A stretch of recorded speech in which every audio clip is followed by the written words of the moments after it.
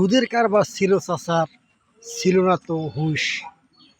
শুধুমাত্র খাইতো তারা বিপর হারে ঘুষ।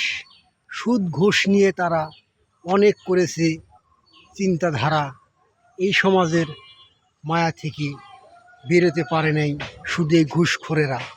ঘুষ খেয়ে খেয়ে তারা পৃথিবীতে করেছে সুন্দর টাকার পাহাড়, বাড়ি গাড়ি করেছে সেই অর্থ সম্পদের পাহাড়। একদিন এসে বলবে তারে চলো কবরের মাঝে। কবরের মাঝে চলে যাওয়ার পরে চাচা তখন তোমার কি হবে? হিসাব করে বিলাবে তুমি তোমার মনের খাতা। একটাও তো থাকবে না এই পৃথিবীতে নেওয়ার মতো, একটা শুধু পাতা। সময় দেখলে শুধরে যাও, ভালো কাজ করো, এই কারণে আবার তুমি সুদ খাইতে পারো।